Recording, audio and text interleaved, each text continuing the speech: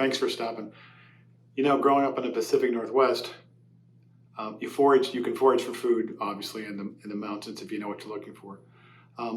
Over about 2,000 foot elevation, you can find this shrub called a huckleberry.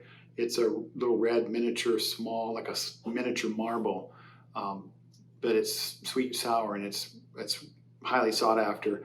It's not commercially grown; it's hard to find. But once you find the bush and other bushes around it, you can enjoy that about August, September, if you can get there before the bears do. There's another berry called thimbleberry or thistleberry or salmonberry, and it looks like a raspberry, but it tastes really kind of like a piece of rhubarb, if you've ever had rhubarb.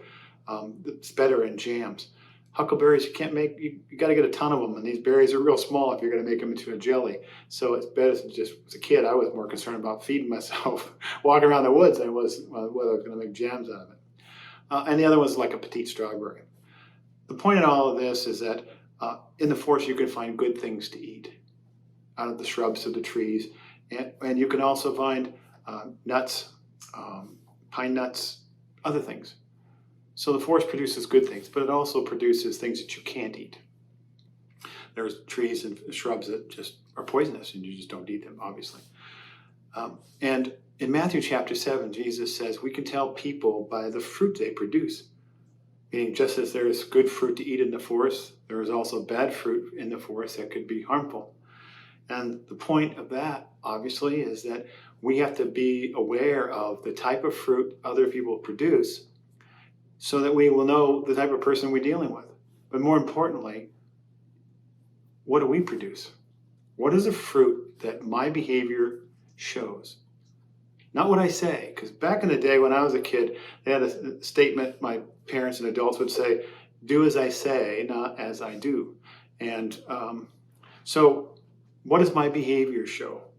What does our behavior show as believers? When people come across us and talk to us and watch us, and they do, and they judge us harshly, rightly or wrongly, the fact it's just a reality. You say you're a believer, they're going to judge you as a believer. It doesn't matter whether they hold that standard or taught to themselves. That's not the issue. Issues do you, and they will judge you accordingly. And it is what it is. It's just a reality of life. If you haven't found it out, you will as a believer. People will say, hey, you say blank and you don't do blank. You're a hypocrite. Doesn't matter whether they are one or not. It's not the point. My point is, ask yourself, does my behavior indicate that I am producing good fruit?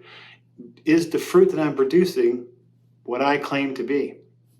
We all need to do that examination of ourselves, because we need to know the fruit we are producing. Ask. God will tell you.